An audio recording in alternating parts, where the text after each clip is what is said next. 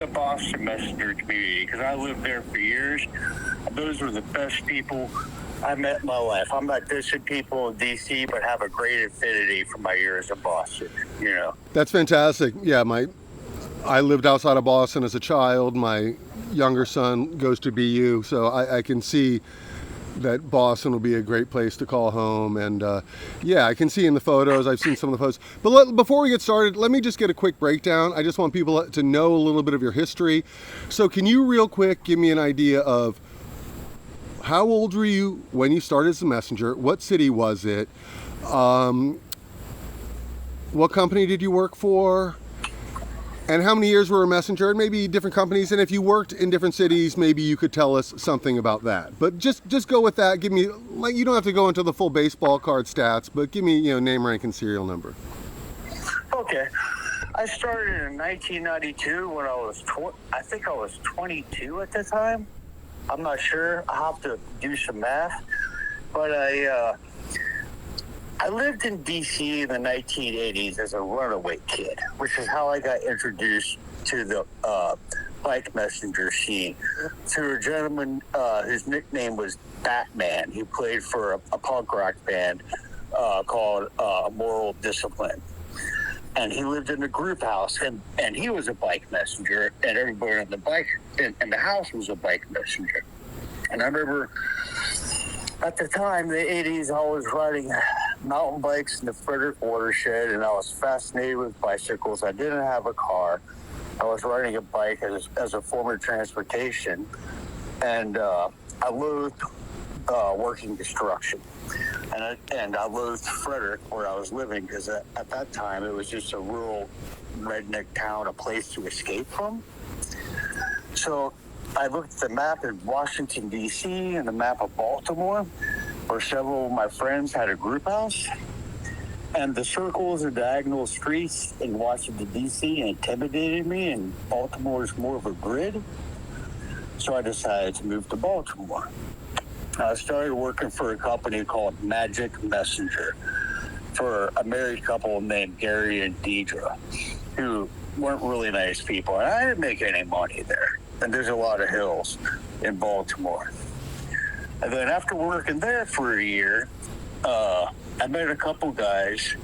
This guy named Rough Rider, whose nickname, I can't recall his actual name, who worked in D.C. for a period of time at BMW,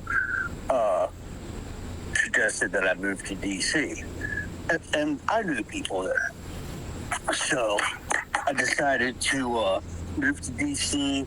I got an apartment on 14th and N back in the day when it was the big prostitute neighborhood. And I paid $400 a month for my apartment at that time, if you can imagine that, considering the rent in D.C. now. And I made more money the first week in D.C., the first 2 days in D.C. than I did ever in my whole paycheck in Baltimore. So I was like, this is it, I remember being humiliated by the old school messengers, asking them where the streets were because there is a stigmatism against rookies back in the day, which I'm sure you're aware of, And I went through all that. So I moved to D.C., got a job at Wex. After a few months of working the street, I got an in-house position at R. Porter at their former location at 1200 New Hampshire Avenue with my friend John Whittington. And after working there for several months, I got a job at Quick Messenger, which was great. I loved Quick, And I did pretty good, And I was making like $500-600 a week. I was really into it, I really enjoyed the lifestyle. And then this gentleman named Phil Adler. Can you hold 1 second? We've got Marine One overhead right now. I don't know if they heard our conversation, but let's let them pass before you, because I don't want to lose what you're talking about. And okay, pick it up now. Sorry. I live between two airports myself, so I can appreciate that. So the gentleman named Phil Adler, who was a roommate of Laura Vogel, Andy Zalan's ex-girlfriend for many years, was working a in-house at Kirkland and Ellis, the biggest law firm in the world, not based in New York City. Ken Starr was at work there. He was the guy the independent counsel that was impeaching Bill Clinton at the time. Of course. What was that? 655 15th. But enter on like F Street or something like that. It was on G Street. G Street. Yeah. Right across from the Treasury Building, 1 block from Quick Messenger's base. It was on the 1300 block. Quick Messenger was on the 1400 block, and Kirkland Ellis was on the 1300 block. Top floor. You know, like I'm sure you're aware of this. The higher the office, the more it's worth. You could just walk up one flight in the stairwell and look out across the Treasury Building in the White House. You know, I made fantastic money. I remember betting blind paychecks back in the day, which was kind of a thing. Always winning, you know. I made great money. I almost don't want to say it because I'm embarrassed. I could have paid for college in cash, but I blew it all on bar tabs and partying and women and all that stuff. I'm a fool, you know. I didn't go to college until I was in my 40s. But, yeah, I worked in D.C. for many years. Really enjoyed it. Met the best people. There were so many influences that just blew me away, you know. Yeah, so you mentioned a transition on the bike, and so it's interesting, like, and you worked a lot of years. So just real quick, so you mentioned a few names, and, you know, so John Whittington was a road racer, and you said you worked at Arnold and Porter in-house with him, and you said that, you know, before you became a messenger, your interest in bike was mountain biking. Now, just real quick, if you could just give a spit out, like, you started in Baltimore. What sort of bike were you riding then? Did you start on a mountain bike? Did you have a mountain bike with slicks and trimmed down handles bars, which was kind of an 80s thing? And when did it move? Did you move to a road bike and a fixed gear? Just real quick to give me an idea so I can picture the culture that you were involved with. I rode a mountain bike, a Raleigh Technium, which John Whittington had a road bike. Oh, actually, he had a mountain bike like Technium, and then he got, if I'm not mistaken, a road bike Technium later. John Whittington has always been one of the strongest riders I've ever known. I remember telling him that he should try road racing because he's always been a beast. He lived in Chevy Chase all the way at the top of Connecticut Avenue. That was his commute home every day. And I remember him telling me that passing people and be like, "This is my daily commute, ha ha ha," and just like, you know, blowing them away. He's always been that way. No, I actually rode mountain bikes with him just within the last 2-3 years, and he's a road biker, and he smokes me on the mountain bike, you know, like he's great on the bike, and yeah, we used to ride for fun. A bunch of times we rode from DC and we went to go see the Chariots practice in the basement of Zach Brown's house, you know, Zach Brown's band. And so, yeah, I definitely have had, just for fun, riding with John, but he has to like take it down a notch for me. Yeah, he has some great genetics. He's always just been a naturally incredibly talented bike racer. He's always been a beast. I'm gonna get John on here. Let's just finish real bike. So I knew you more of us having a reputation. Like, were you a fixed gear guy? Yeah, I remember meeting Eric Bayless, Track Bike Steve, and Track Bike Eric. That was Eric Bayless. Track Bike Steve.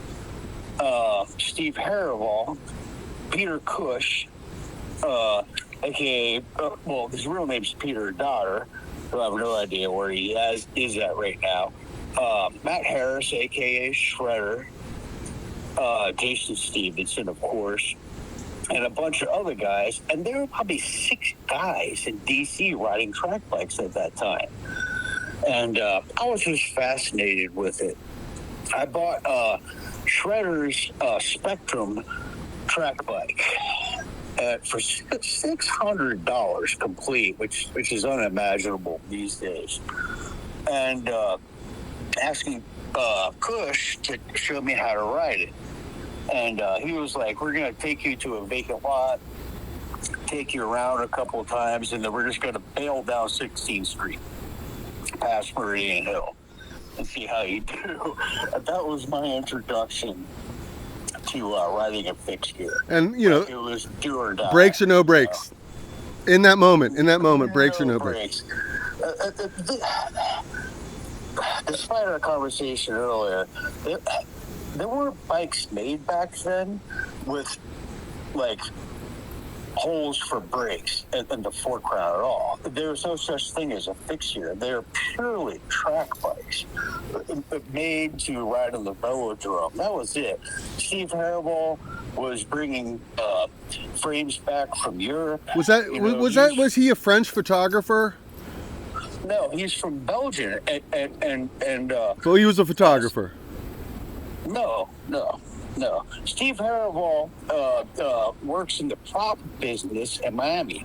He's doing very well. His name was Track Bike Steve, one of the heroes of the scene in DC. He's probably the best track bike rider in DC. He was a beast, And now he has a prop business for the movie scene in Miami, doing very well. Awesome. So, but he was a Belgian wrestler. He actually wrestled in the Olympics, before he moved to DC. Very interesting person. Very interesting person. Well, it makes sense that he would be talented as a wrestler and then talented as a cyclist. Yes, and he was the only other guy besides myself who had a Spectrum in DC. And then him and Eric would go to Europe, as I just mentioned, go to the velodromes. After riding these frames on the track for a few years, they would sell them at a severe discount, and they would snag them up, stack several frames in a bike box, take them back to customs, say they were gifts, bring them back to DC and sell them, So that's how a lot of guys got some of the early track bikes. And what year was that? This was early 90s. I used to buy clothing from Eric Bayless all the time, wool jerseys and stuff. Those guys were entrepreneurs. They actually had a side hustle in the messenger scene, selling clothing and bikes and all types of stuff, I once heard that the only thing that you could make money off with messengers was weed. And not even that. Oh, no. Well, I'm not going to mention names, but there were a lot of guys selling weed back then. Besides, I'll mention one, Featherhead. That was the obvious one. That's out there already. But I have many friends who sold tons of weed. And back in the day, they didn't have organic standards in Capitol Hill and stuff. So you could just have I'll say his first name. This gentleman named Mike would always have a quarter pound of weed at least broken down in his bag, and he would always take it to the metal detectors. Oh, no problem. And I remember buying weed in the bathrooms on Capitol Hill back in the day, doing line standings and stuff, So, but that's all over since, in this modern age, Well, it's interesting that, I couldn't imagine that anyone got away with that, but that's not really what they're looking for with the X-ray scan. But I guess if they wanted to be dicks and you got caught with it, you'd be screwed because it's federal. And the Capitol Hill police. I know people who got detained for having stuff in their bag. So it's amazing that what people did on the daily. That's an amazing story. I actually got busted with a metal bowl in the back of my jersey pocket, and they let me go. On Capitol Hill? They didn't even care about it. They were like, this is not what we're looking for. We're just going to confiscate it. Don't come back in here, which of course I did, but they didn't care. It was the Oklahoma bombing, which started organic filters. I was actually in one of the Senate buildings when that happened, and I was making a delivery to the senator's office, and they were all really upset. And I was like, "What's going on?" They're like, "This is a bad day for America." And then they showed me the footage when I can't remember the guy's name who did that. Timothy McVeigh. Say it again. Timothy McVeigh. Yes, he took all the fertilizer, parked it in the van in front of the building, and just blew it to hell. So at that time, they started using organic filters, and the heyday of bringing weed into Capitol Hill was over, That's interesting. Yeah, I think, in the conversations of the evolution of the messenger business and its rise and its decline, and the heightened security over time, you talk about the Oklahoma City bombing, and then there was the anthrax scare. And then there was a point where messengers were just forbidden in a lot of these buildings where they had previously just walked freely. Yes, Joel. I've always been a very left-leaning guy. I'm not even a Democrat. I'm much more liberal than that. I'll go as far to say as I'm a socialist, And a friend of mine, Peter Brooks, who I grew up with, was actually working and he's a Republican. He worked at a Republican senator's office, Jesse Helms' office, if you can imagine. So I walked in there and I see Peter. He's from Florida, and I'm like, "Hey, can I get a picture with an autograph of Senator Helms?" And he was like, "Yeah, it'll be a promo, but he'll sign it for you." And that started me off. So I got Strom Thurmond, Jesse Helms, Bob Dole. I tried to get Sonny Bono, but he wasn't signing them because he was a celebrity. And I got a bunch of those guys signatures with their promo photographs just for kicks, But when I was up there, it was great, For your dartboard at home.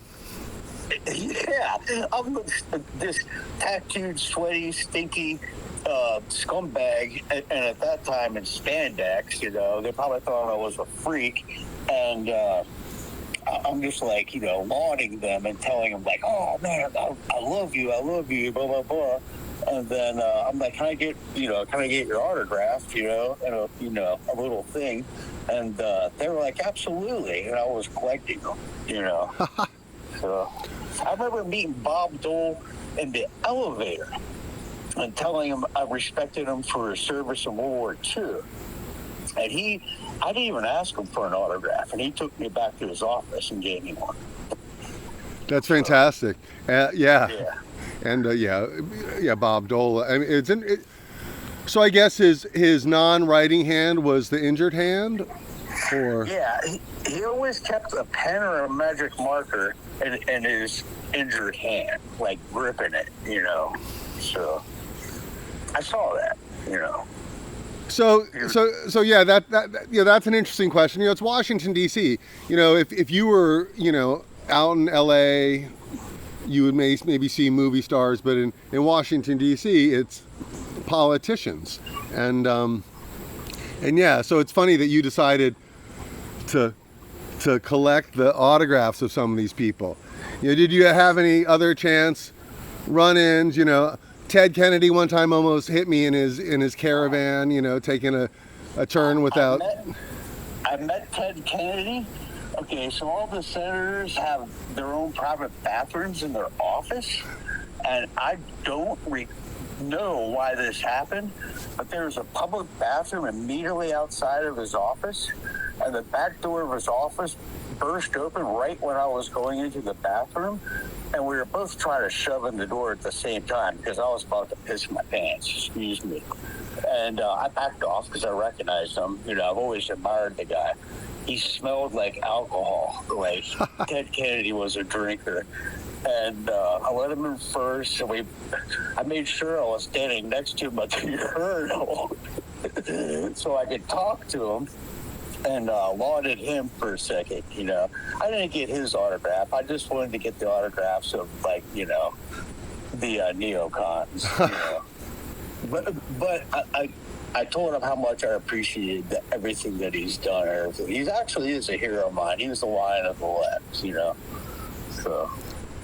Yeah, I think the current Kennedy is such a smearing of the Kennedy legacy. We had, they were like, I don't really like royalty, but I think their family had sort of a liberal royalty, and Martin Luther King and John F. Kennedy stood side by side, and yeah, and I guess it was Eunice Kennedy was huge in the understanding compassion for. They may have used the term mental retardation, but it would include all the things that we consider autism and other similar such things. I mean, these were great Americans that them being active in the 60s was, Bobby and JFK being active in the 60s were instrumental in our country making leaps in the correct direction, and now we're trying to go in the opposite direction. The Kennedy agenda was always, better for the country. That was my feeling. John F. Kennedy, and it's hard to imagine in modern society, but he was an Irish Catholic, which a lot of people had beef with. It was like a racist problem with him, at the time in the 50s and 60s, and he was. I mean, with the conspiracy theories and everything, which I think are valid, I think, they assassinated our president, that which is just insane. But, yeah. Let's switch gears. I mean, this is interesting, and this is more historical than, opinion, but I'm going to try and stay out of politics on this. But, DC, you've just done something that is hilarious, because in my intro, I try and say that I don't want to be political, but, political news is hometown news. That's what Washington, D.C. is about. You were moving stuff, documents, legal documents, like you said, you named those law firms. Some of those high dollar cases, who knows what was in those envelopes and who they were protecting or who they were, whatever their business of the day was. But back in the day when we had full access to Capitol Hill with all these multiples and to give for lobbyists to give gifts to senators and people, and members of the House of Representatives is actually illegal, and it has been for a long time, even back then. But they did it anyways, and I remember getting an unbelievable amount of cases of wine to take to either the House of Representatives or on the Senate side, and being like, how am I going to get them there? And working it quick, and they're like, lock your bike up, hire a cab, bribe the guards, and stack them, and then start distributing it them. You're going to make a lot of money, and being like, great. And making $500-600, at that time you really didn't need signatures. You just gave it to them, and then the ones who were like, I can't accept. Hold on, I've heard with Martin you always needed a signature. Excuse me? Was that Best? Who were you doing the delivery for? No, it depended, because a lot of them didn't want to accept them, but they did anyways. So at Quick Messenger, they're like, don't worry about signatures. If they don't want to give you one, don't sweat it. Just give it to them. So I was like, well, you just give me free reign for no signatures, so I'm just handing them out as quick as I can. I'm blind, And one of those two, one of those signatures, you could just write Jesse Helms' aide, and then you have a bottle of wine that night. Yeah, well, actually, I didn't keep them. What I did was take them to the various clerks, which I was doing filings with, and gift them to them. Season passes, bottles of wine, whatever the perk was at the time. Anybody who would decline it, I would take them to the clerks I was doing filings with, which would enable me to get, be able to go to the front of the line and especially get quick service all the time, which was, you got to work the angles. That was a thing, That is a smooth move. When I was working, I can't remember the name of the agency, But when I was working at Kirkland Ellis, they did a bunch of pre-merger filings. What's the agency which handles that? Do you recall? No, I can't. No. It's been more than 25 years, and I can't remember. But they would always, Kirkland Ellis was, a neocon law firm, and they would always do it at like 4:45 at night, so they would have the weekend to get the jump on the rest of the market, the stock market.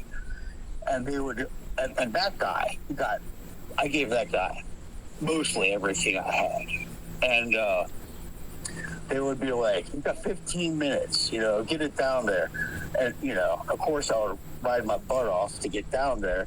And that guy would literally be like, "Everyone stand aside, stop his filing," which was, he was halfway through, take care of me, much to, everybody else's consternation, and then go on.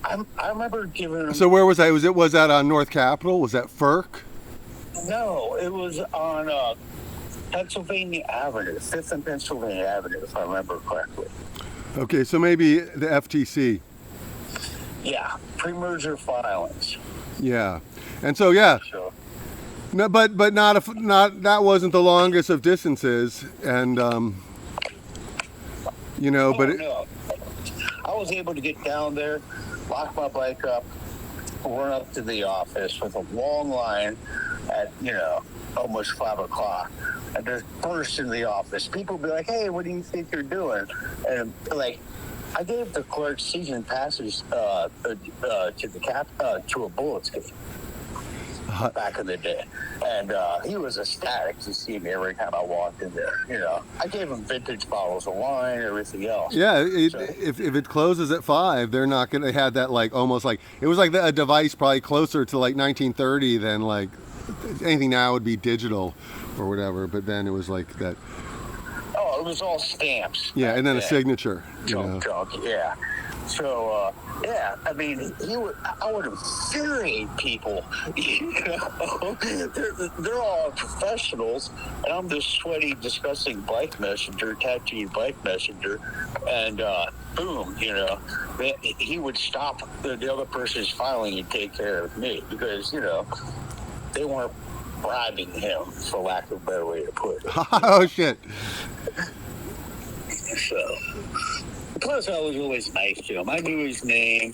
I always asked him about his kids and everything else. You always catch more flies with honey than you do vinegar. That's the angle, so.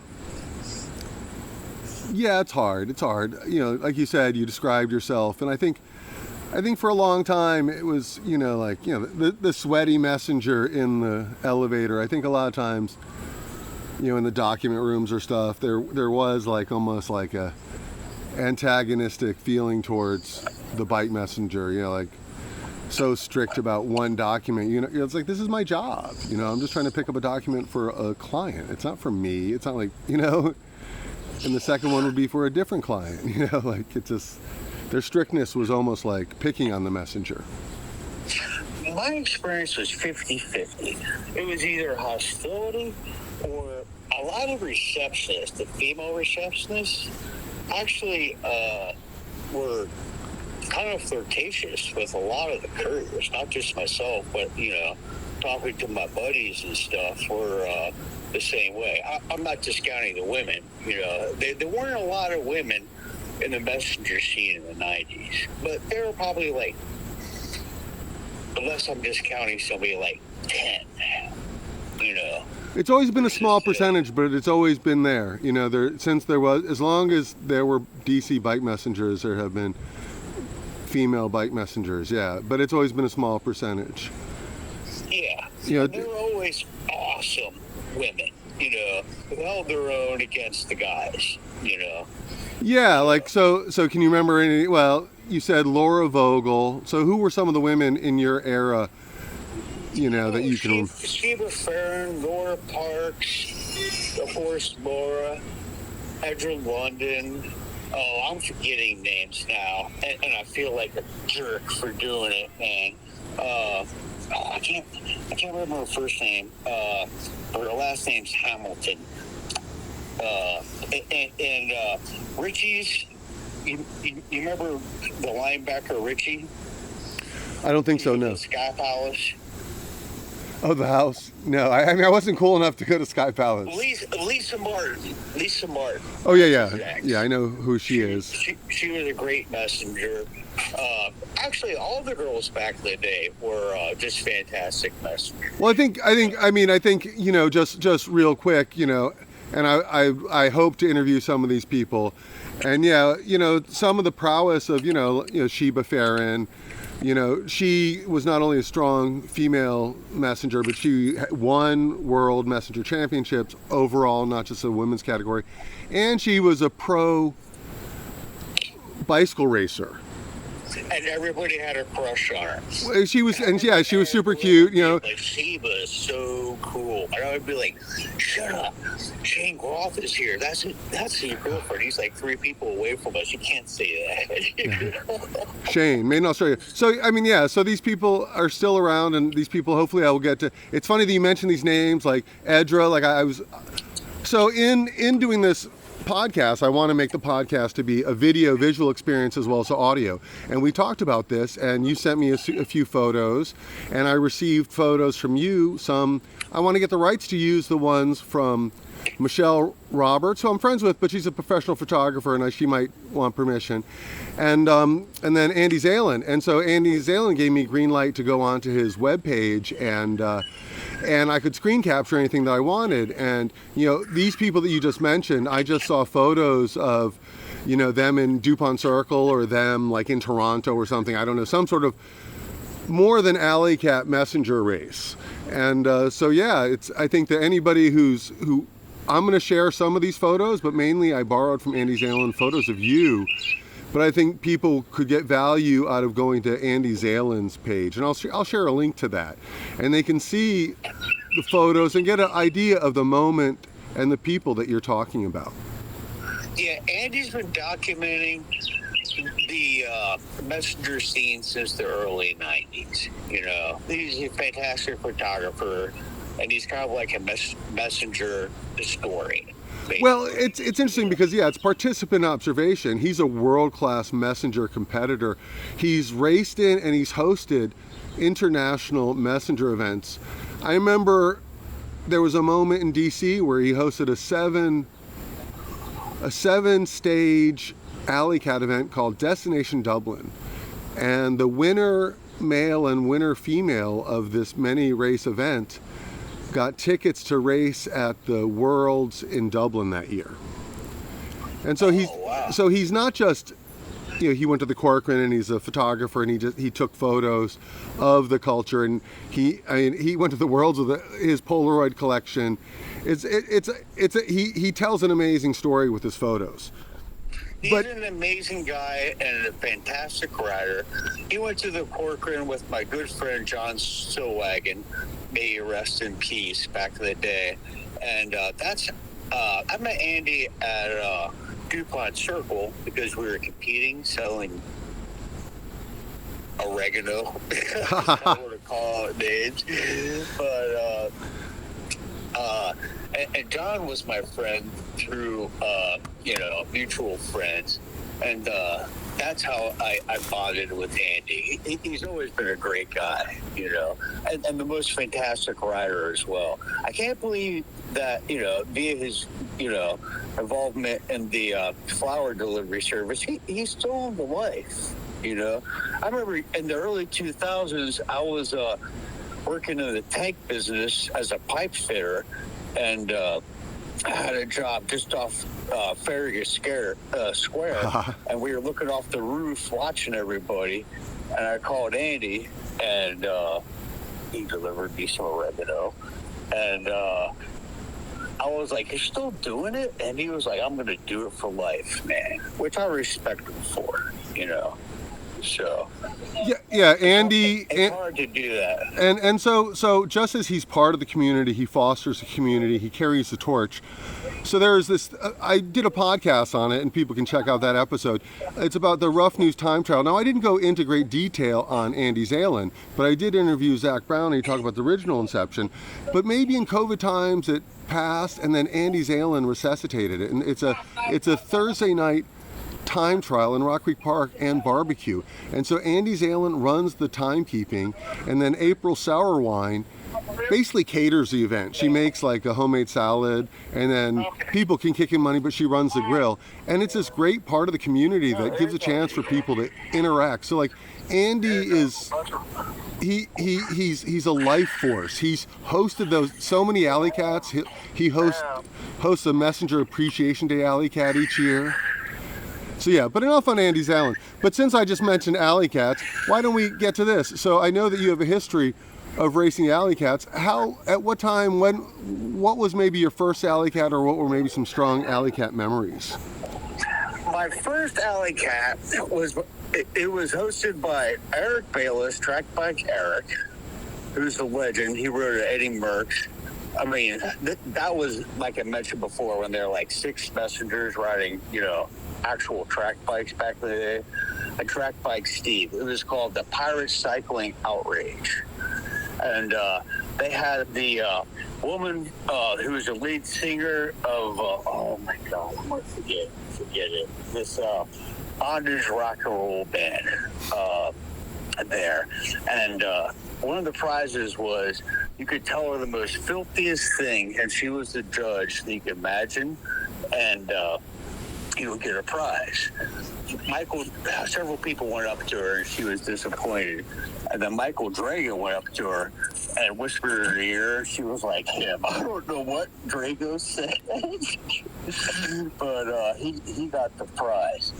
And that was the first Alley Cat I ever went to. That was before there were even actual Alley Cats, in my memory, like being called as such, And then Andy got introduced to Alley Cats via Toronto, the Jet Fuel Cafe in Toronto.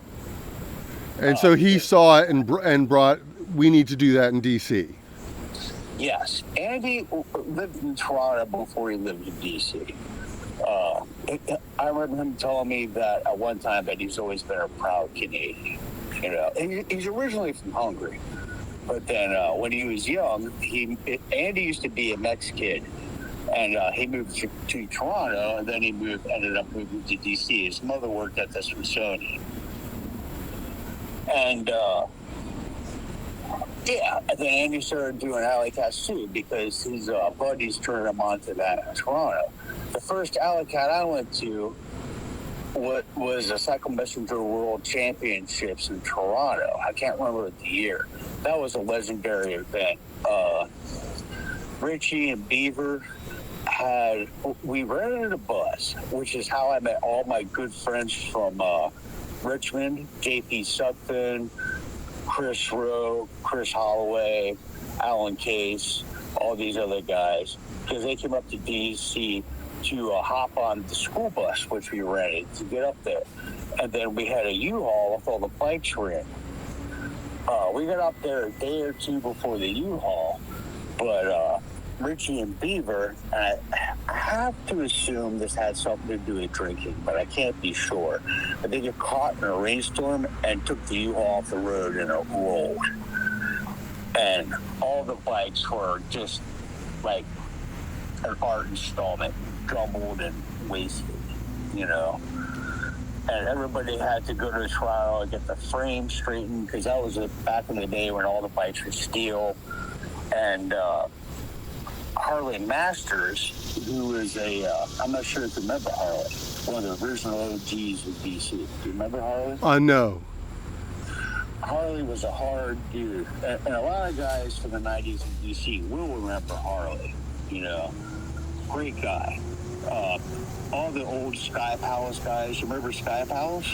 See, again, like, I wasn't really cool enough. I was like Messenger adjacent, Okay.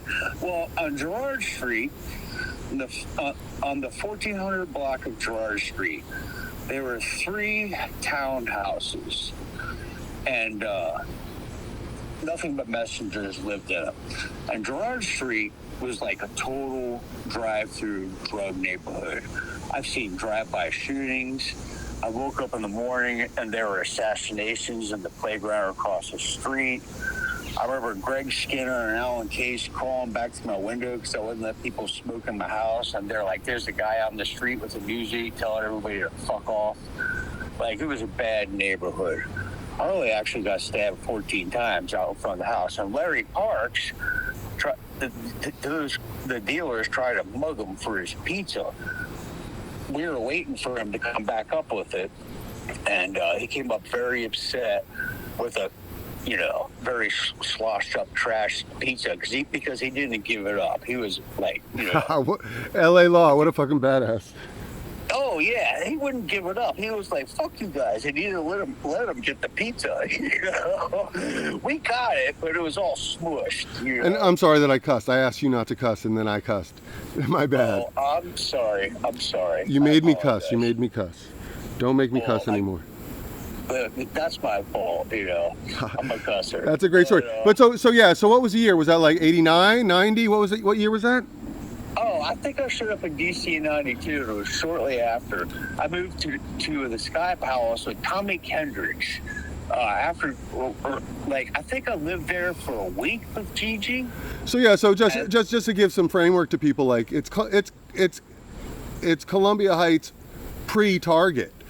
People have no concept of what Columbia Heights was.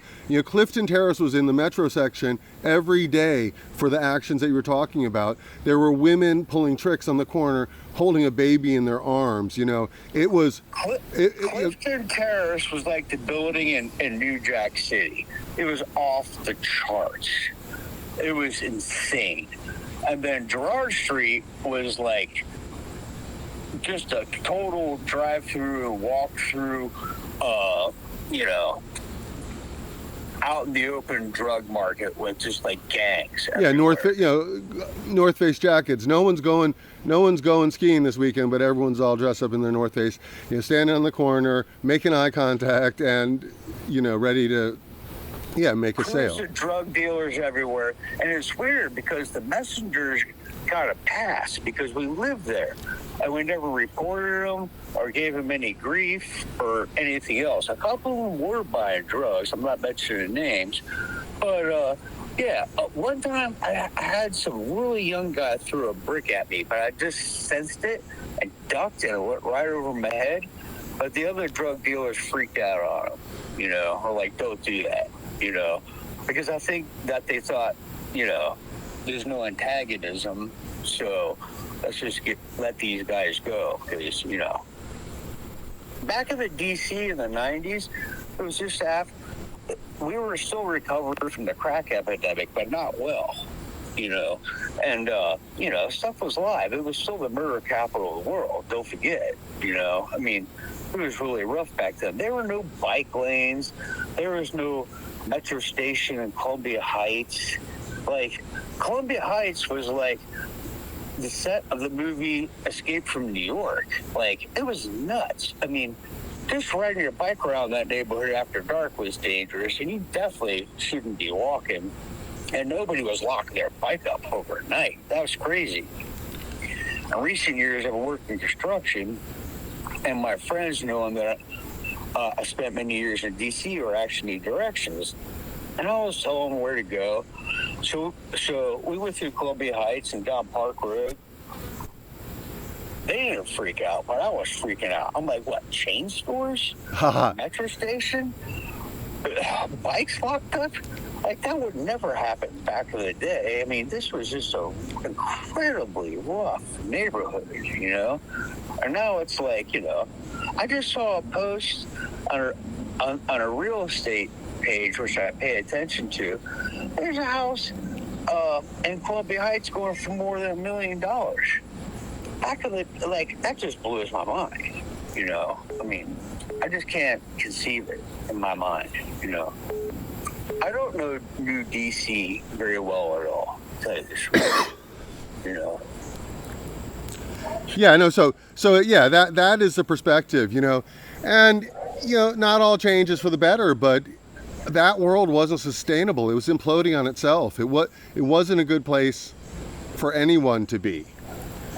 you know. It wasn't, but one thing I appreciated about it was the fact that I was able to make a living as a bike messenger.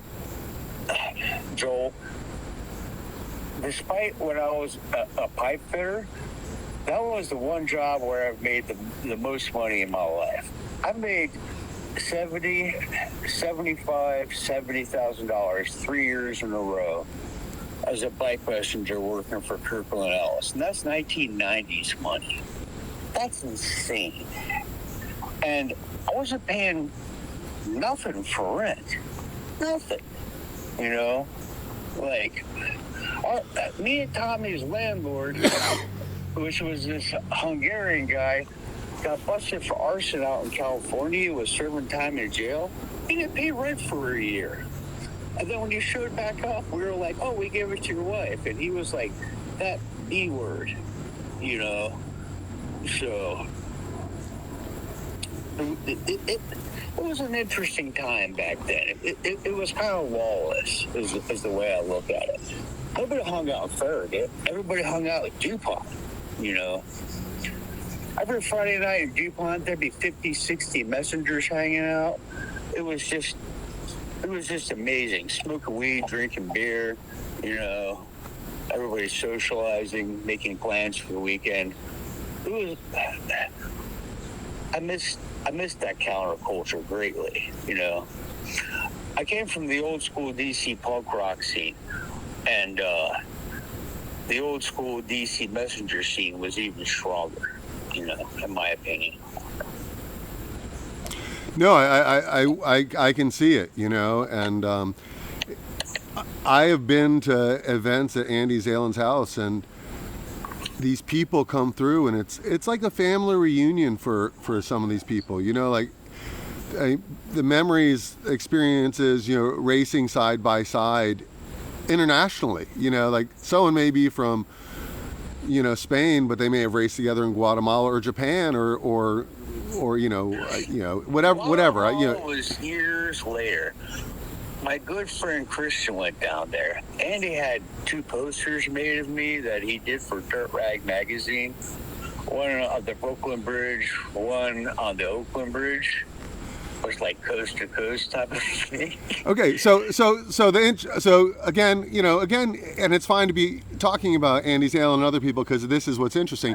And so today, when I went through the photos on Andy's webpage, those were 2 of the photos that I found. And so you're standing naked with your back to the camera and the body of water and the bridge in front of you. Up an Outback fixed gear. One of the first fixed gears made in Rockville, Maryland. Awesome. Me and Eric Ruman both got 001 and 002. I sent him a fax written in hand saying I go all these alley cats. That's a messenger bike. I don't win shit. Maybe a preem now and then, but I got a really big mouth and everybody knows me, and I'll pump your brand. And I would love to get a frame with you. And then from Kirkland Ellis. And the next day they sent me a fax back saying, come on out. And I rode my bike out there and got one. And then Eric Ruman, being, you know, always the 800-pound gorilla in the room, like, he tried to race a couple road races, but he always thought that road racers were the most pretentious pricks ever. Which I guess sometimes they can be. I don't want to say that because it was never my scene. Well, I'll steal a phrase from him that I've applied to my love of cycling, and we know that he has done this. But he calls training the T word. Okay. You know, yeah. So I don't really know Eric Ruman well, but I'm going to be interviewing him as well. But just a little sidebar is not. Do that. What's that? Definitely do that. Yeah. To hear that. But so you know, you had mentioned that you were a mountain biker in Frederick. I can remember riding up in Frederick, not the watershed, but on the Gambrel side, old school, and he was out on a rigid single speed, and it might have been 26-inch wheels. I don't know if 29ers were out, but it blew the mind that like someone could be riding this rocky technical terrain at a faster rate, more successfully, you know, just floating over stuff on a single speed. And I think that he he opened people's minds. Not everyone can have that potential, but it was like the birth of the single speed and the mountain bike, and he was like if it were vacuum cleaners, he would have been the salesman, and if it had been religion, he would have been the prophet, whatever, I have something to say about that. I know a lot of really good mountain bikers from Frederick, but I'm not one, The watershed and Gamble are just incredibly rocky. Still, I mean, it's very technical terrain. Not as much as Vermont, where my friend James lives, but it's pretty gnarly. And I had a rigid fork. I mean, and even the original rock shops weren't that good, And I went mountain biking with Patrick Riggins, who's a beast, Shorty Cool, and this gentleman named Dean, who is sponsored by Dean Bicycles, the titanium bicycle company. Uh-huh. And I remember asking Andy to go because, Andy's always been a way better mountain biker. A way better cyclist than I am. And he was like, I'm not going with those guys. And I was like, I am. So I was lagging way behind those guys. And those guys actually gave me my pointers on how to float over the rocks. Shove your ass back on the seat, way beyond on the back of the seat. Grab the handlebars. Let the front end bounce back in front of you, But keep your line, follow our lines. And I started pulling it off, And that's how I learned from, old school messengers, how to navigate that type of terrain, Yeah, I'm not good at it now. Let me just spit out something real quick about Pat Riggins. So I used to do this mountain bike race called the Shenandoah Mountain 100. And it had a mass start, so it was all categories, but it was really, it was amazing. And they had one prize was the Rockstar Award. And it was whoever drank the most the night before, and then, whatever, and then finished ahead of each other. Whoever were the late night people, and then it was almost just like a race between them.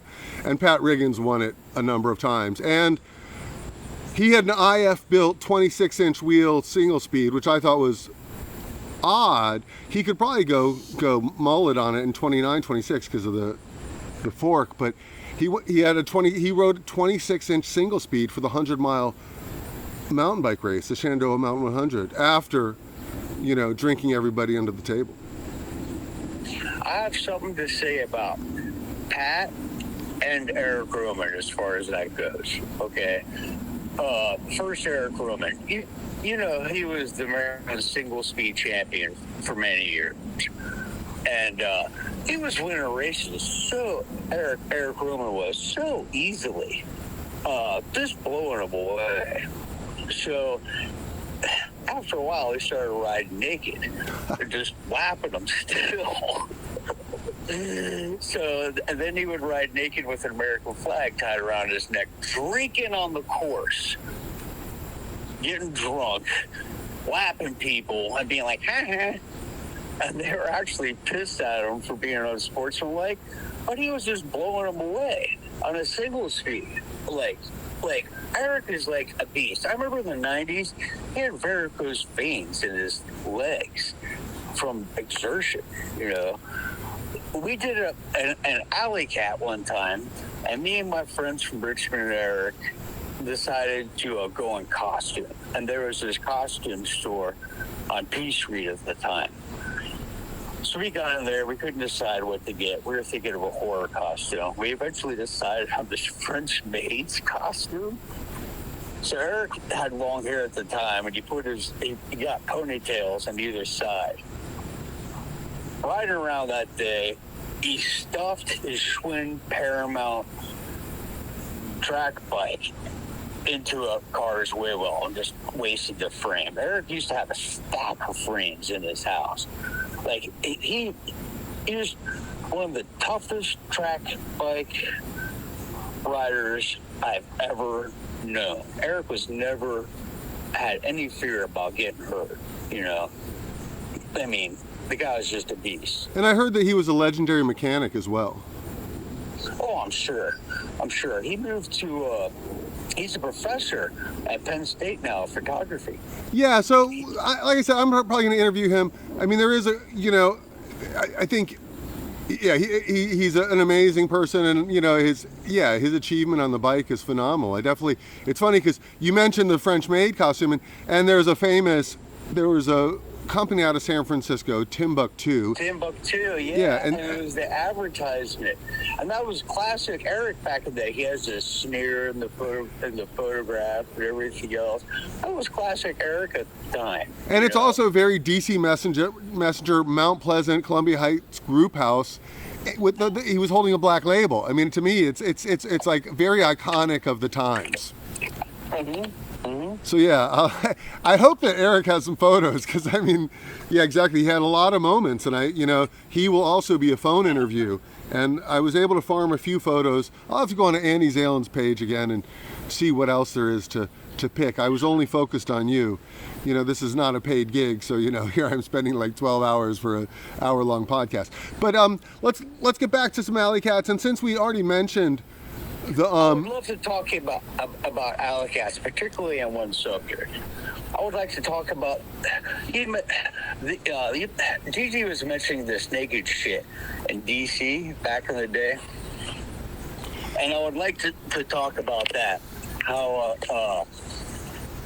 the guys from particularly me and everything got turned on to that, and as I mentioned earlier. Have an affinity for my years living in Boston. The I came from the old school DC punk rock scene. Hold on for a second. As a teenager, I was a runaway kid. And DC and Boston have always had this affinity, and the hardcore scene. So I used to take weekend bus trips up there on the regular. I met a bunch of those old school Boston messengers, the Boston Blackouts, which are an infamous crew. Okay, you're breaking up. Damn, I gotta go outside. Give me a second. Yeah. No problem. I'm going to walk with my camera, and maybe I'll edit this gap out or something, or whatever. People just have to deal with it. I'm going to refill my water, but we can talk at the same time. All right, I'm outside now. Our connection will be a lot better. So, the Boston Blackouts, which are an infamous messenger crew of Boston, they had bags up by Bailey Works and varsity letters and everything else. Boston Blackouts, the number 13 in the middle. At the Cycle Messenger World Championships in D.C., when National Geographic was filming it, we all poured out of the alley naked and basically trying to be spoilers on the course, and the police chased us around the closed course and everything. That's typical of those guys, I first met those guys in Toronto at the first. So is there any video footage of that? Because I would play that with the Benny Hill music. The cops chasing the messengers naked on the closed course. Well, there's video of us pouring out of the alley and pictures, and Andy has them. And I very well might have a couple pictures back in deep in my phone. I'll have to look at them, but I know Andy probably does. Yeah, and National Geographic does too. But National Geographic, I mean, if they can show, naked people in Africa or the Philippines, they should be able to show naked people in Washington, D.C. Plus, you can't really see genitals that much. Hold on, I have like 7 photos of you where you could see them, and they're there. Oh, and it makes me question why they called you Little John. You don't look like Little John to me. Call me Medium John. When you're riding your bike and your thighs are pumping up, it's kind of hard to see what's going on, So, but the first Cycle Messenger World Championships I went to was in Toronto, which was a story about the U-Haul truck getting rolled and all that stuff, and then having to get all the bikes fixed and everything else. But there were like maybe 3 or 4 guys from Boston who rode the whole race buck naked with like a tough guy attitude, you know? And it was hilarious. And then afterwards, in this alley, there was a bar, and everyone was hanging out in the alley and everything. And then after like a couple hours and everything got started, these guys cruise in buck naked and start hitting on girls. And I was in hysterics. I was just like, these guys are off the friggin' hook. Boston's always been like, you know, that town. Like, I never met anybody else. They were like one generation before me, if you can imagine the guys in the 80s in DC, you know? Uh-huh. And I met one of those guys when I moved to Boston in the late 90s. He was still doing it, the guy with the long dreadlocks. But my friends in Boston at that time, that was kind of a thing. They would have these huge alley cats, and they're all called Tough Guy Problem, you know? And most of them, I mean, Boston has terrible weather, and most of them were in the bad weather, you know? Boston has some really tough bicycle messengers, you know? And they have their own unique style, but a lot of them did it naked, you know, and just going to bars. The second time I met those guys was at the San Francisco Cycle Messenger World Championships, and I don't remember riding the race as such, but in the bars afterwards, and I actually have a picture somewhere, that's what they were doing. And, you know, again, hitting on girls, and if some guy had a problem, they were like, hey, fuck you, dude, you got a problem with me, man? And like, you know, hardcore Boston accent. And I was just like, these guys are off the hook, you know? So then my friends from Boston started coming from down to D.C., racing the bike messengers at the bike messenger alley cats, and a couple of them, you know, started race naked, which I did. I remember it's either my friend Jeff Wiesner, but if I remember correctly, had a messenger fanzine called Double Negative, or Andy had my friend Jesse Sherman on the front cover with 13 and a magic marker on his neck, you know, riding naked, you know, in the whole race. And so a bunch of guys from D.C. used to do it, especially Dave St. Germain. Do you remember him? Oh, yeah, of course. Yeah. Dave was a huge influence on me. And again, one of the best bike riders I've ever known in my life, you know.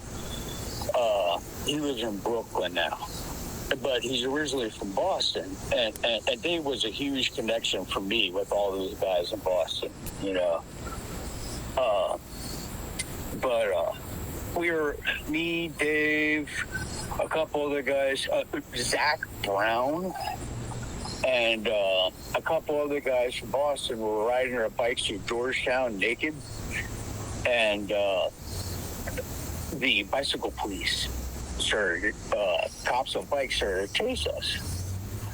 So, you know, we took them for a hell ride, and ended up at the Common Share on 18th and Columbia. Do you remember that? Of course, at the bottom of the hill? Yes. And with that girl, Amy, like, in no disrespect to her, we referred to her as a skinny rack, was the bartender there. She was the one who agreed to have, like, a messenger happy hour and like, the $2 pints and all that stuff, 16-ounce pints. And we're out front, and all the bike messengers, thank God, like, crowded around us and obscured the police from our vision while we pulled our clothes on and ran in the bar, like, hopping like at a potato sack race, like, pulling our pants up. And the cops' attention was averted because Amy didn't have a bra on. She was hosing down her t-shirt with the soda water like it was a wet t-shirt contest behind the bar. So they started yelling at her, and we were all able to pull our clothes on and you know, get away from it. You know? Yeah, the common share, and Asylum, Adams Morgan had bars that were dominated by the messenger culture.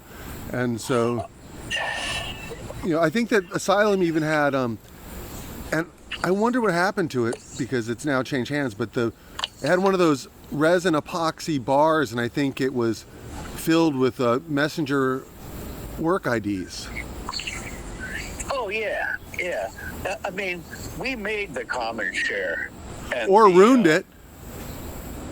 Well, no, we spent a lot of money there. I'm just teasing. At the beginning of the evening, it was cheap, but a lot of us hung out later. I mean, those bike piles out front were crazy. I mean, a lot of times there were like 6 bikes locked on top of your bike, and you had to go through the bar, but you knew whose bikes they were and sort it out to get the hell out of there. I mean, people hung out there immensely. But, I mean, we made that bar, and we made Asylum, too. Again, no, of course. Scenario. Just a ton of bikes out front, stacked several deep on several parking meters. And it was just like, a thing. But like a lot of alternative people hung out there, too. Yes, of course. They were not private bars, but they were definitely messenger bars. But, messengers would also chase, specials and then, and food. There was a long time, there was a place off DuPont Circle that had, it's an amazing concept that... Are you talking about Carmichael's? Not Carmichael's, but what was the one right off DuPont? Oh, God. But it had you could get full meals as a happy hour, and some people wouldn't even buy like a beer, and it was happy hour. It probably would have cost you $1 or $2, and they could have like a turkey, or tacos, that could be like messenger meal, The guy to talk about that is Chris Schmidt, aka THC, because he was the master of barfly back in the day, as far as like cheap drinks, cheap meals, and all that shit. Who will be able to tell you what was up with that? Did you ever know a skater? He was messenger adjacent, Tony Tie Man. Oh yeah, I remember fucking Tie Man, big time. So I was. Excuse my language. Yeah. So I lived out in Breckenridge, Colorado for a few years, and I was living there, and I was at this bar, Tiffany's, and it was like dollar imports, and I see Tie Man, and I pass him the bar, and I was like, "Yo, what are you doing here?" And this is like in a different state, and he just goes, "Dollar beer night." that was so classic, like classic, just like you're saying with THC, and they were like of the same vein, and I probably was running that same like keep it under $20 tab too, dinner and drinks, hell yeah.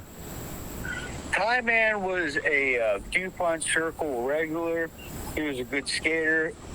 He could now it's a big thing. All these kids riding wheelies to the city. A lot of them take their front wheels off. But Tie Man back in the 90s was doing that. He was a good cyclist too, but he was primarily a skater.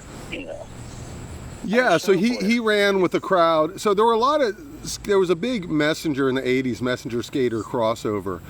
And I don't know the history. I'm going to have a skater on here who can tell the history. But in Northern Virginia, there was a A-Town ramp, and then there was a group of people that were called the Toke Team. And they were legendary, but this was, like Z-Boy level skaters. Like there wasn't a Vans Park. Well, these guys all became the Cedar Crest people, exactly. And there was a guy who was a messenger, Tim Whistler, who had a nickname Puker. Mm-hmm. And he was on the cover of Thrasher in 1981. I never knew him, but I've read about him extensively. Well, there's a documentary on him. I'd recommend watching it, and we can talk about that later. But yeah, he was of an era. He was an interesting guy. His story's interesting, and he was a badass skater. And he made the money on the bike. He hammered around like a different era, but of messenger work. But very interesting guy. His path of life. Whatever. But Hey, I would like to recommend something to you. you know Dave St. Germain quite well. He has always been a hero as far as bike messengers go for me, and we lived in Boston for many years. Well, you put me in touch with him, and I'll give him a call, and I'll do a phone interview with him as well. I would love to do that. Dave hates Facebook. He has no social media presence, but his wife does. And she posts pictures of him, and I can contact her and, ask him if he has an interest. Yeah, if he's interested, and then if he's interested, try and prep him with the concept, since it would be a phone interview, if he could dredge up some images. Like, you got lucky because Andy had, I looked at Andy's images, and I don't know if I saw any of David St. Germain, it just, whatever. It just. Oh, there's a couple on there for sure. Like, him and Dave were good friends back in the day.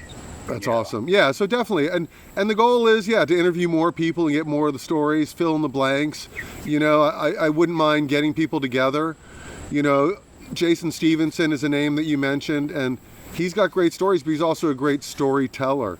And I said that before, so I don't want to repeat myself. But please send people my way, and I want the oral history. It's not like, I think that, if I were whatever, it's like you guys are like coal miners, but you are bike messengers. It's like this weird industry of a short, compressed time, and but it's a weird culture, because lumberjacks would be. I usually, when I talk about an alley cat, I try and explain it to people. It's like why messengers race. Not only do they love the bike, but it's like it's a way to hush the shit talking.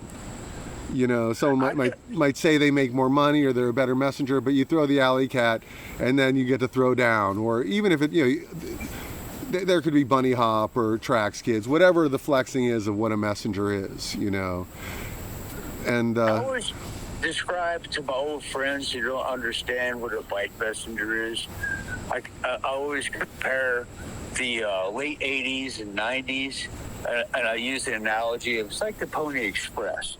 It was like a legendary time, but the Pony Express only lasted like 8 years. And the height of the messenger experience wasn't that long, the internet came along and snuffed it out, But again, back in the day, there were no bike lanes. There was a rare commuter on the street, but all of the cyclists you saw on the street were bike messengers, DC's always had a bad traffic problem, I can remember, there was a editorial columnist in the Washington Post, Bob Levy, and it was a popular topic of conversation to speak ill of the bike messengers. And I think a lot of times a pedestrian is spooked, and more now than ever because of the phone, but a lot of times, the messenger could be riding a logical trajectory or even have the green light. And the person steps out without really paying any mind, and then they get buzzed, and it's like, but it was the pedestrian that was ill-attentive, and they were, they're more shocked and surprised because they weren't alert and aware. Had they looked before they leaped, they would have seen the cyclist coming 200 yards away. The sentence, they came out of nowhere. Well, people might bob and weave a little, but no one is coming out of nowhere. This isn't like, you're not Star Trek teleporting, you're pedaling down the road. And so, but it was a hated culture while embraced, and I think, I felt with some people, including myself back in the day, well, screw Bob Levy. He was terrible. He was just mercilessly lambasting the messenger cultures and the messengers. I think it gets readers. I think that's just it. It was he knew he could get hits off that. It shows he's doing his job because people are reading papers. Oh, okay. Well, that's valid. But, I was like all for nothing when I was being a messenger in the 90s. I would buzz pedestrians, I actually struck one time. I've gotten nailed by cars probably 3 or 4 times, really bad, but I always thought my body was made of rubber, which is probably a lot of stuff that I'm dealing with my health right now with my back. And, it was aggressive. A lot of my heroes were the same way. Blowing two-way intersections like it was nothing, But on the same subject, I remember moving back to Frederick. I lived in West Virginia before then, and I was working at a great bike shop called Gravel and Grind. My friend James, who I was Gravel and Grind still exists, but more as a coffee shop, less as a bike shop. Well, my friend James, who I was working for, now owns Analog Bikes in Pulteney, Vermont. Anyways, I'm just giving her a prop there. What is this, advertising? A little bit of advertising. Okay, ladies and gentlemen, if you're in downtown Frederick, I say hit Gravel and Grind for a cold brew and then go for a bike ride. Yes.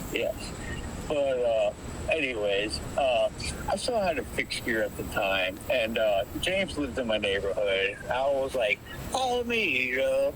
And he was like, dude, don't do that, man. Like, it's not cool to ride like that in Frederick. You were a bike messenger before, but all you're doing is getting everybody to hate cyclists, you know?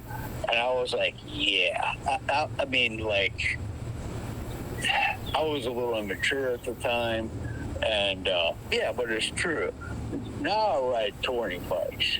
I can't say I stop at all green lights to look both ways and then just go through them, but I don't buzz pedestrians or anything like that anymore, you know.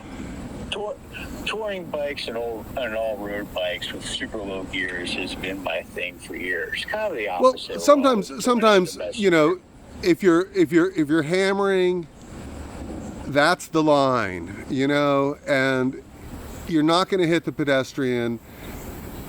And you know, Chris Soda, you know, used the Top Gun line. He called it buzzing the tower. You know, and I was involved in moments where you know where it's like a comedy sketch, and you know the briefcase goes up and papers go everywhere, and I'm like, come on, I did not cause that, you know, like how did that happen? But it's sometimes, you know, you're hammering, you're in the moment, and that's the line, you know, like all other doors are closed. I'm sorry, I'm shooting this gap. You know, and so that was that. I think admittedly it was part of the childish rush, and I think that there was also an occasional, and I mentioned it when talking to Gigi, but like there could have been a us them insecurity thing that, you know, the die yuppie scum, like the suits versus you know, the sweaty courier.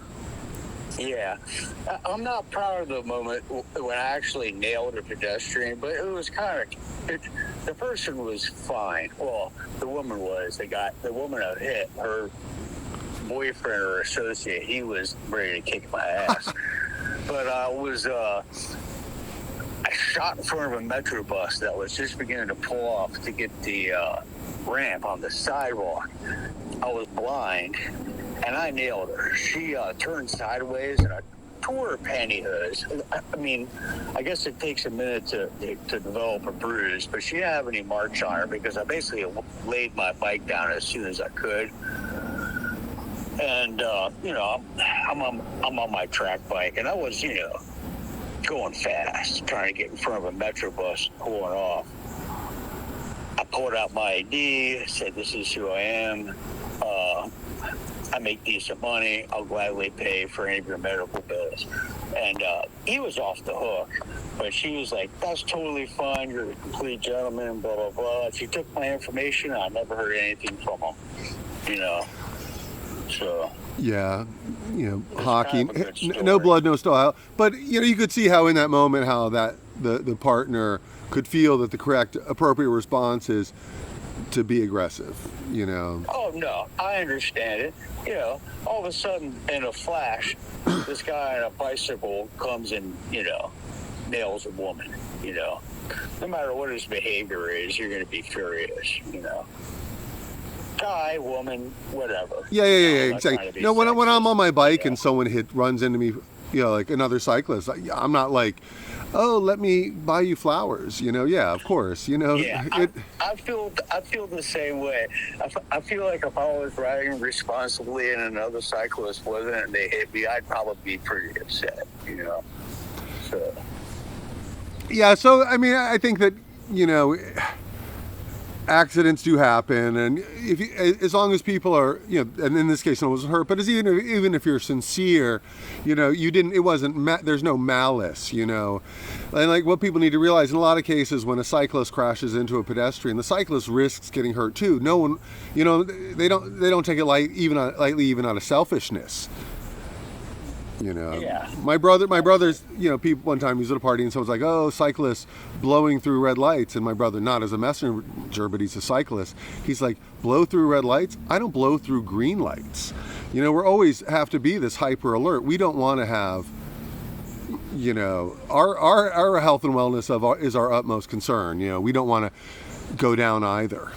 Even when I was a bike messenger, and of course still now, I always rode to as not impede traffic, even if it upset them. I was like, if it's going to impede traffic, I'm not going to do it. If I'm shooting a hole and they can just go and they're like, whoa, what the hell was that? In my mind, it was like, I didn't slow you down. Yeah, a lot of times, the horn honks, and I kind of appreciate that they saw me, but I'm already here and gone, and then like you're halfway up the block and you're hearing the horn. You're like, all right, I hear you, that's right. But we really didn't have a point of intersection. Only if something went catastrophic, like a chain break or whatever, that we weren't as close as you think we were, but then that same car, you could be doing a straight line and they could pass you like 6 inches from your hip. It's like, hold on, you're saying I can't go 9 feet, 12 feet in front of you and you can pass me by 6 inches. So yeah, it's I get it. I don't want to hit anybody, but it's a hard thing for a non-cyclist to understand that it wasn't a close call. Yeah, and it was nothing personal. I've had experiences of road rage in DC where people followed me for blocks freaking out because I ran a red light or whatever. Well, for me it's because I spat on their windshield. But or if they put you in danger, smacking off the rearview mirror. I've done that a couple of times with my U-Lock, Like, you son of a bitch, you almost fucking killed me. Excuse my language again. You asked me not to cuss. Well, it's an interesting concept. Some people called it U-Lock justice. Yeah. And I wasn't really a fan of U-Lock justice, and it's not about me, but my one U-Lock justice story is I was once being whatever, it wasn't really harassed, but a car wanted to get by me, and then he's like, follow the law. And so I stopped at a stop sign and I put both feet on the ground and like looked one way and went to go look the other, and this guy had some sort of like high bumper with huge tires and lift kit, and he literally drove his bump over my rear wheel and tacoed my rear wheel. Oh my God. So my bike was still being held by his bumper being on it, and I was riding with my U-Lock disassembled, the barrel side in one hand and the other, and I'm putting my lock back together. And I don't know who it was, someone came over and they thought I was going to hit the guy, as someone might do. And I swung left and I swung right. I broke both his headlights, and then I pulled my bike, and then I took off and I ran on the sidewalk. And maybe it's how I and my child Peter Pan brain, but I could swear that the guy followed me on the sidewalk, and I then cut across the road carrying my bike, ran through. There's a parking garage. Maybe it's M Street, and it cuts through to DeSalle's, and then I quickly locked my bike up at ABC and ran into ABC, and then like I took off my helmet, let down my hair, took off my jacket, went back out, and straightened my wheel enough that I could ride, and yeah, I mean, I didn't like having the conflict. I didn't like the fact that I would be downtown the next day and that this person could very easily recognize me. Exactly. You're trying to make a living. I mean, that stuff goes against your, viewpoint as a professional trying to do it. But I have had people swerve at me, run through red lights, freaking out, just being aggressive. And then they run, and they get ahead of me, and then they come to a red light. And I'm like, oh, here's some justice, whack. So. Well, but the risk of being seen the next day, or them catching you then, because then it becomes this chase situation. And it's part of the moment, it's part of the rush, but like in that moment you've hit their car. Does this person then come to try and run you down? Well, that's when you hang a hard right or left and start going against traffic on the opposite block. No, even like modern day as a commuter, I've had people chase me and harass me, and I'm like, this person's going to try and catch me. And so I cut a line against traffic that anything behind me gets hit. You know, like if you've chased me, and if you chase me now, you're done. You know, like we're done. You know, but again, you know, like I used in my mind, I used to call it the, like whatever, like the 100th monkey. Like why I use it. There's another thing.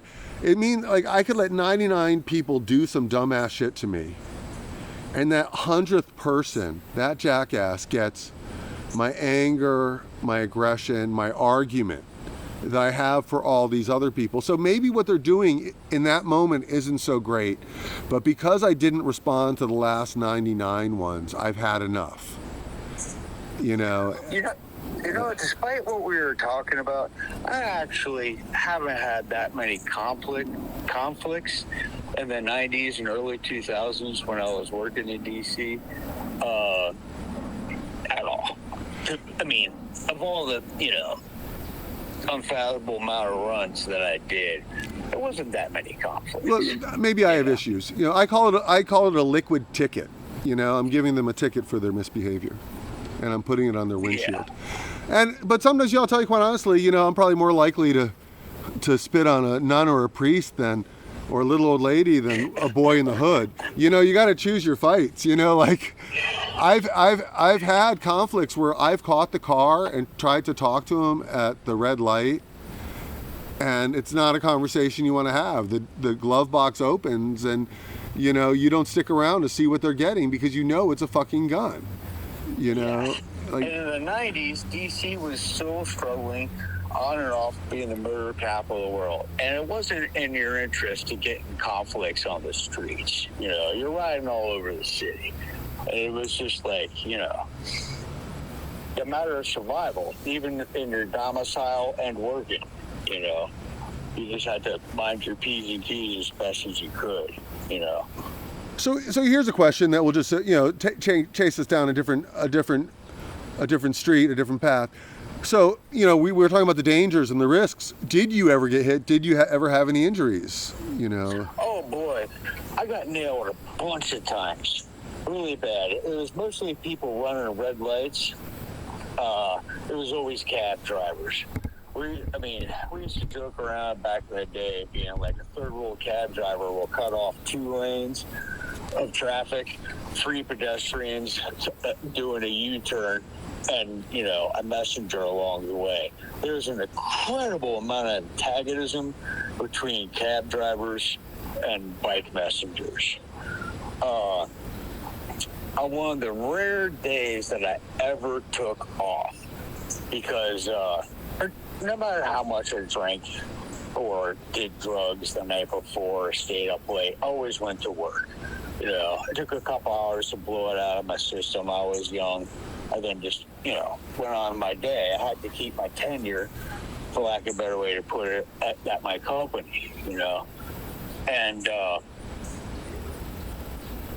I actually took a day off. My friends from Boston were in town. We were up all night long drinking. I just couldn't pull it off. And we were walking at Pennsylvania Avenue. We were being torched, And we crossed, I think it was a 5th and Pennsylvania Avenue. But the light just turned yellow and red, then red. But a cab driver blew the red light.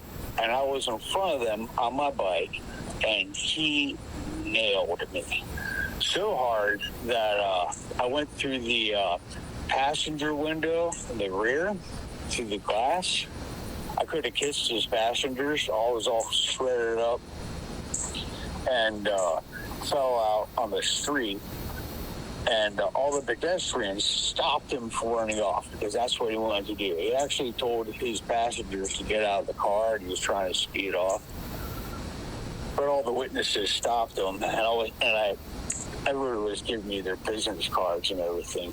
So, of course, my back was wasted. I was all cut up with lacerations, and I was on the couch for a couple of days. The day after, I got a call from a ambulance chasing the lawyer with the police report, and I was like, "How did you get this? I mean, don't forget this is pre-internet, And I was like, "How did you get this?" And he was like, "I have contacts in the police department, and they give me these reports." And he was, so, I hired him as a lawyer. And then the day before I went to the Cycle Messenger World Championships in Barcelona, I had about $700 to go besides my Airheads ticket. I'm not sure if you remember what those are. No. It's a ticket for sold out flights. I have a couple seats empty. It's not so good in DC, so we went to LaGuardia. I took it with Pat Riggins and James Kearns, and three of us traveled together and went to LaGuardia. And we're the airlines always keep a couple seats for their employees, even on sold out flights and everything like that. And if the opportunity comes up, you can air hitch. And it was $350 in the 90s round trip, So we bought air hitch tickets, I mean, conceivably, you could spend a couple of days in the airport, but we decided to go to LaGuardia in New York City, and it only took us a couple hours, But anyways, besides my ticket, I had $700 to go there, which wasn't bad. But the day before, the cab company offered me a settlement of $7,000, and my lawyer was like, "Don't take it. We're going to get so much more." And I was like, "You realize tomorrow I'm going on vacation to Europe, and my 1 week vacation just turned into a couple months. I'm taking it." He was furious, but it was a good time, So. Yeah, so that's the second time Pat Riggins came up, and I know James Kearns, and he was part of the Mobile City, which was not a Messenger fanzine, but it was a Messenger art fanzine. Yes, absolutely. Yeah, so Gibson did it too. Yeah, Stevie Gibson. He was a Messenger, and he was into that too, and he did a lot of writing in that magazine. Yeah, so I mean, all the names that you're bringing up, it's just flashes in my head of all of these people and who they were through the times and their activeness in this, this very colorful community. Heidi Wolver wrote a bunch of great poems in that, There's another girl from back in the day I forgot to mention, very interesting person. She was almost on par with Sheba Farron as far as racing goes. She was the only girl to win, a woman to win a messenger race overall, not just the women's category, but the overall race, Heidi was a beast in her time as well, That's awesome. Yeah. Yeah, absolutely. Yeah, there was, we had a tragedy in the community a few years ago. Sean Blumenfeld, that we know as Bega, he was the head of a women's pro cycling team that Sheba was on. I wonder who else from the Messenger world transitioned onto that. Oh, a bunch of people. That was, an old school women's race team. It's funny. Sean, and don't say Corey. Don't say Corey. Excuse me? I think Corey was on that team. Oh, really? Yeah. So it wasn't just women, So, but yeah, Bega was he was like the race director, and I think it's an amazing input. Sean Bega, he put on the pro race, the RFK Crit, and this August they're going to have someone else is taking on an event there, but. Yeah, the impact of messengers on each other's lives and the community as a whole. I mean, it's a niche subculture, but it's dynamic. It's an odd story, but Sean was living in Emmitsburg, which actually surprised me, which is like 15 minutes north of Frederick, which is where I was living at the time. I guess that's where he retired to when he got struck on the side of the road and died, it was kind of unnerving for myself. I'm like, man, Sean's out here, and after all those years riding his bicycle in traffic, he moves out here to the country where there's so much less, and that's what happened to him. Yeah, hit and killed while on a training ride on an open section of rural highway. I went out there. I actually, I with Michael Jones, who is a good friend of Sean's as well. We took on the Ghost Bike project. A lot of people were focused on other things, and we thought we could, pay our homage in some way. And so I got to see where the accident happened, and just neglect on the part of the driver. That how could you not see this person on the bicycle up ahead of you? Typical in court cases, which is this: the driver wasn't held accountable. Even though Sean was on the shoulder, on the other side of the solid white line, the driver never got held accountable. Unfortunately, the system has what's called the windshield perspective. And as drivers, even if they think that they're bicycle sympathetic, unless they're an actual cyclist, they still have this the view of a car driver. And it's just as I say, it's always a car's fault in a bicycle accident without knowing the details. The car also always says it's a bike's fault in the accident, no matter the consequences. I looked this up recently. Maryland has a 3-foot rule where you have to give all cyclists the minimum of 3 feet between your vehicle and them. And there's been a ton of accidents, and it's never been prosecuted. Like it's never held up in court. Yeah, I don't know. How do we change it? I think, PSAs would be a great spot. I think we need to humanize the cyclist. I think that, driver's education and the driver's handbook should make mention of cyclists.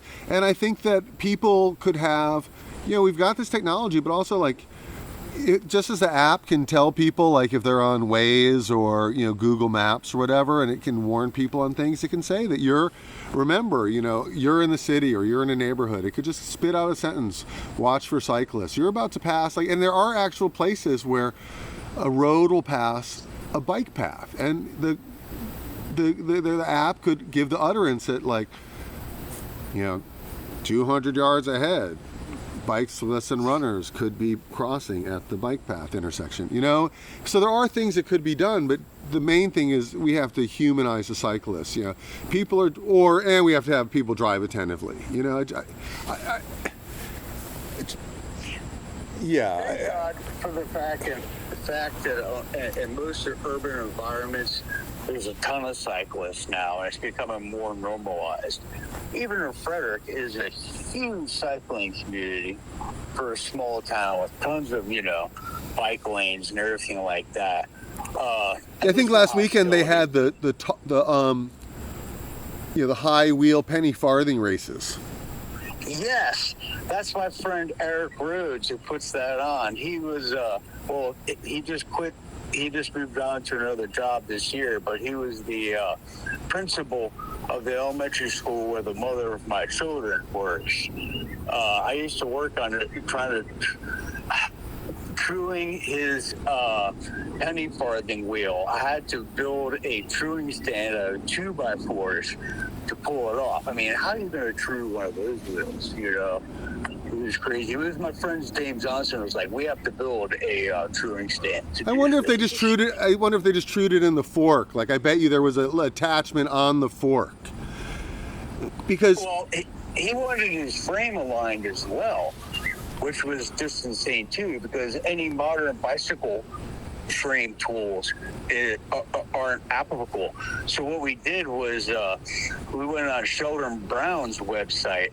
And he has this method of aligning frames without professional tools, where you have to use a chair, a 2x4, a tape measure, and some string. And you're just measuring distances, which is how we pulled that off. That's awesome. And I love that you pulled Sheldon Brown out of a hat. Sheldon Brown is one of my heroes. I have several. Paul Reichart, the long-term mechanic at City Bikes, he's another one of my heroes. You know, he taught me so much back in the day. You know, so I'm not sure if that name rings a bell with you. No, I know Paul. Yeah, definitely. Paul's awesome. He's absolutely awesome. He and Swampy both own land down in the Shenandoah, not far from the trails that the Shenandoah Mountain 100 would pass. And so, you know, we always had a big connection on that. And City Bike sponsored the mountain bike team that I was on for maybe, well, I think Eric Roman and maybe Frank McGuire. I don't know who started the DCMTB mountain bike team, but they were originally sponsored by City Bikes to the point that people just thought it was the City Bikes mountain bike team, and they were very generous sponsors. And it's funny, you know, Eric Roman again, Timbuktu. There was a point on that team where every year, all the members of the team, and you know, Pat Riggins was on that team, you know, with me. We could just pick out a bag, you know, you could customize your bag of any size from Timbuktu, and so I would make a wax bag of 2 colors, and I just get a City Bikes patch sewn on it, and yeah, it was a good hookup. You know, City Bikes was good to us. Charlie McCormick was good to us. Rest in peace, Charlie. No one's a perfect image, you know, a perfect person, you know. What was the other owner there besides Charlie? Well, that's funny you say that. That's Phil Cooperman, and he is still part of Bicycle Space. And I raced an Alley Cat just a few weeks ago, and Bicycle Space was a checkpoint, and I rolled in with Amos and Bruce, who's still a messenger, but he's now in the car, but you know, maybe had 30 years of bike messenger life. And Phil, and I loved seeing Phil. He's a wonderful guy, and he and Charlie were very different. I did a lot of bicycle advocacy work side by side with Phil. But again, you know, I'm not really trying to talk about me, but just to give people an idea of, who these people are that you're mentioning are people in both of our lives. You know, a lot of these messengers that you've mentioned, they might have been my neighbors, or, you know, I don't know Lisa Martin, but, you know, I would see her on the street or in bike shops. I saw her in Hyattsville, and she was kitted out and looked like she had just come back from, like, a group team ride or something. You know, so these names are not like Facebook, and evidently she still does a lot of cycling long distance. You know, so yeah, exactly. Awesome. So I know Paul, you know, as he was a mechanic, and just somebody, you know, so we would get hooked up through QBP, which was a great part of the hookup of being sponsored by City Bikes. And so, we dealt with Paul, or even, you mentioned John Whittington. John Whittington worked at City Bikes post Messenger, and, he would handle our orders and stuff. So, all these names are integral. Sean Bega worked at City Bikes, at times. All these people, our lives are all intertwined. I think Heidi lived in a group house 2 doors from me on Lamont Street in Mount Pleasant. I used to ride my bike, but not like them. And, I'd see Sheba, leading the pack, going, coming back from a long road ride, coming up Park Road, the same road that you mentioned. Like, all these things are stories intertwined with cyclist lives in Washington, D.C.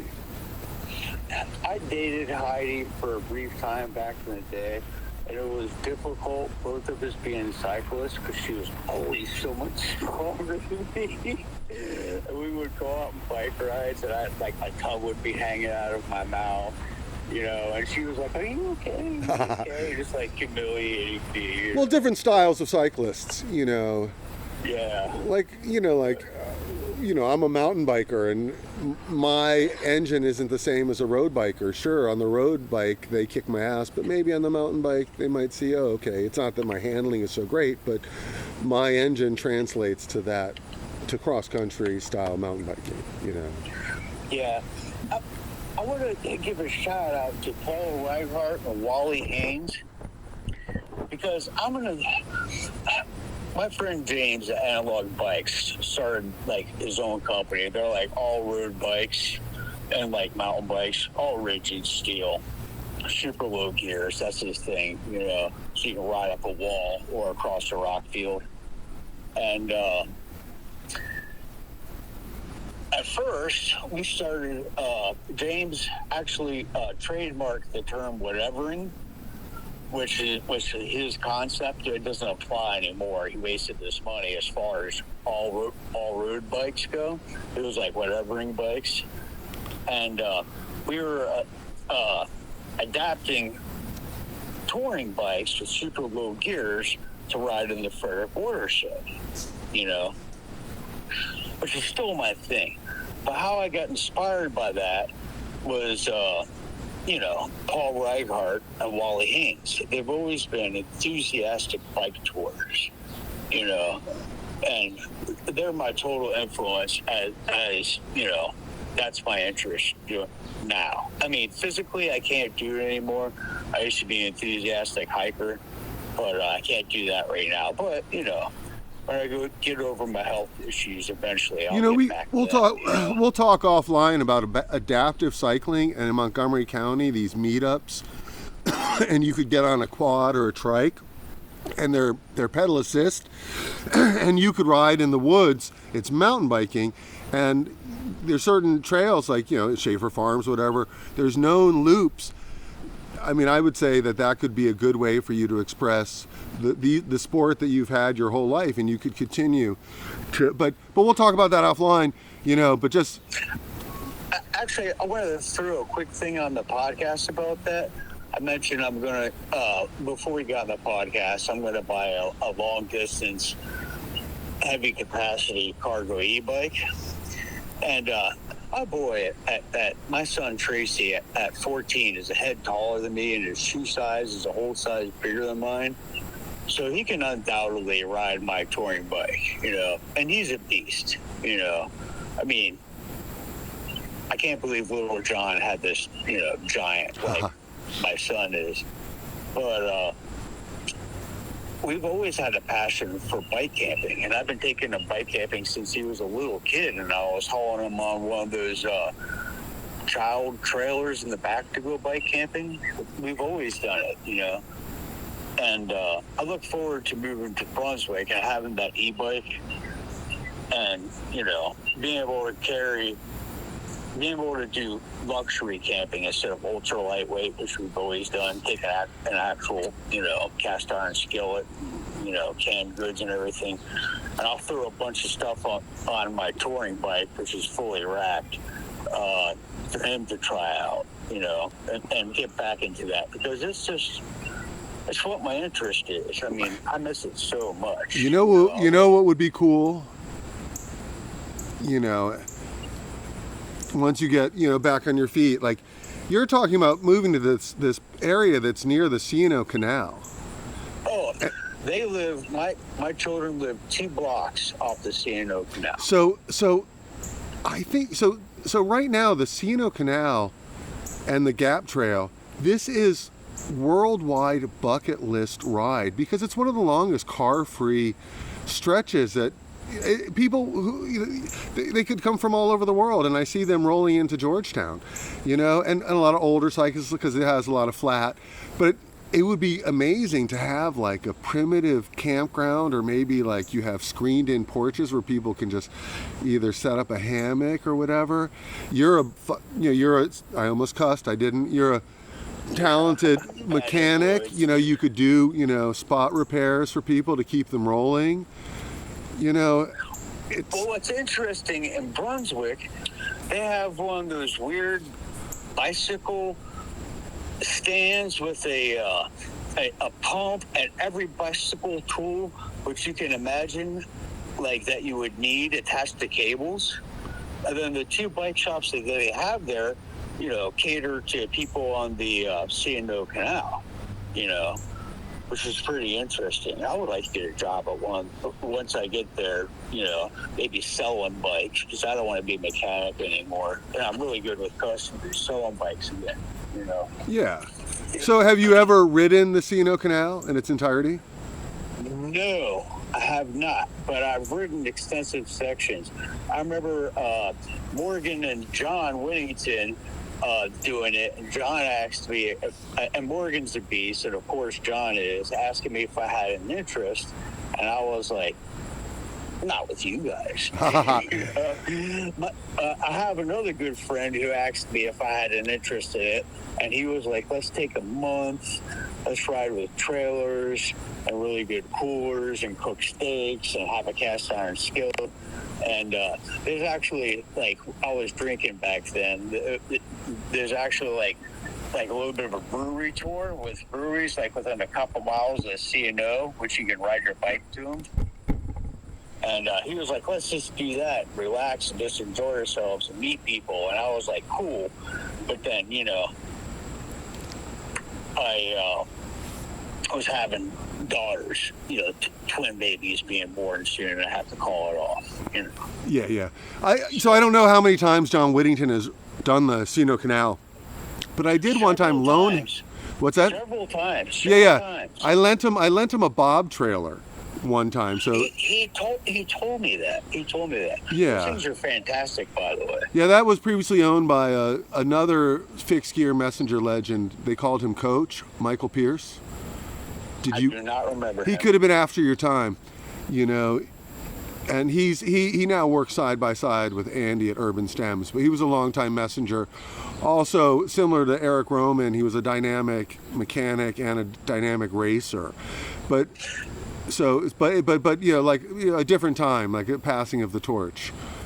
But Not he's to be caustic or adversarial or say anything against the current quote-unquote messenger culture, but I went to Andy's 50th anniversary birthday party / messenger race and worked the checkpoints, and I was kind of shocked for how much the culture has changed. It was pretty hardcore back in the day.